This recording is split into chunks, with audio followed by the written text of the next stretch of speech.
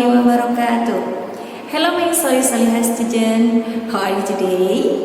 Alhamdulillah, I hope all is well. Bagaimana kabarnya anak-anak bunda yang solih-solihah? Semoga anak-anak di rumah dalam keadaan sehat walafiat. Oke my student, hari ini kita akan melanjutkan materi IPA bab 2, yaitu tentang klasifikasi makhluk hidup. Namun sebelum kita memulai pembelajaran hari ini, mari kita berdoa bersama. Before we start our lesson today, let's say basmalah together. Bismillahirrahmanirrahim. Jangan lupa anak-anak bisa menyiapkan alat tulis, buku catatan, dan buku pelajarannya. Yuk kita simak pembelajaran hari ini.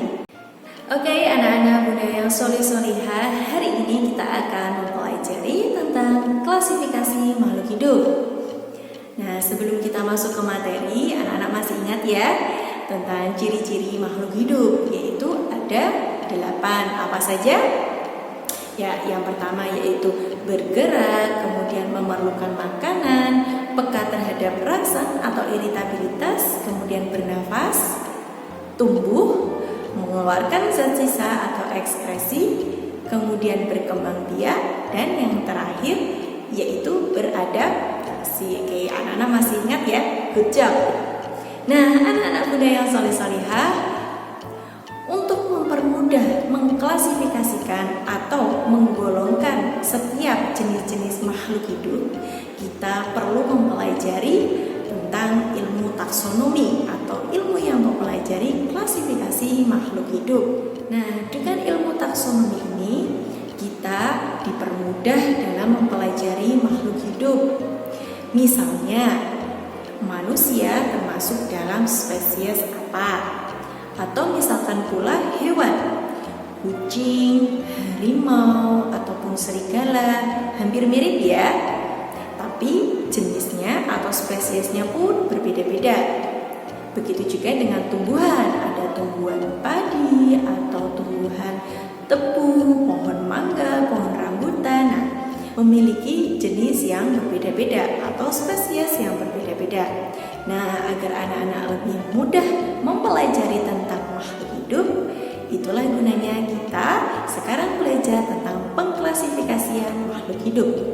Anak-anak, perhatikan tingkatan takson berikut. Nah, pada tingkatan takson ini tertinggi yaitu bagian kingdom.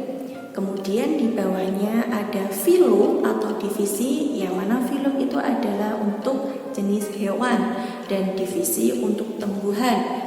Kemudian di bawahnya ada kelas, ordo, family, genus, dan spesies.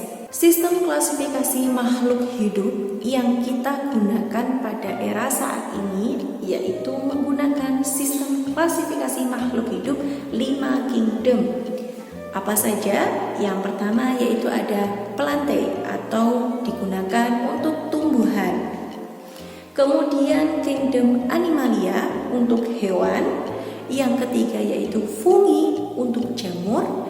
Yang keempat ada monera untuk jenis bakteri atau cyanobactery, dan yang terakhir yaitu protista. Sistem penamaan makhluk hidup ditemukan oleh ahli biologi dunia yaitu Carolus Linnaeus. Nah, sistem penamaan ini disebut juga sebagai binomial nomenklatur atau tata nama ganda. Tujuan adanya sistem penamaan makhluk hidup ini agar semua makhluk di dunia ini memiliki nama universal. Lalu, bagaimana caranya atau metode untuk penulisan binomial nomenklatur ini? Yang pertama, penulisan ini terdiri 2 atau 3 kata. Kata yang pertama yaitu untuk golongan genus. Kemudian kata yang kedua yaitu untuk spesies. Nah, untuk kata yang ketiga itu untuk varietas atau inisial penemu.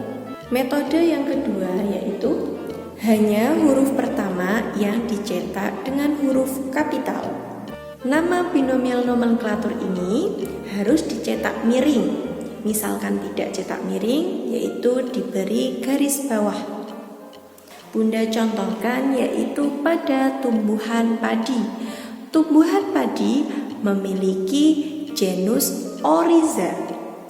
Kemudian spesiesnya yaitu Sativa. Nah, penamaan ganda ini atau binomial nomenklatur pada tumbuhan padi diberi nama yaitu Oryza sativa.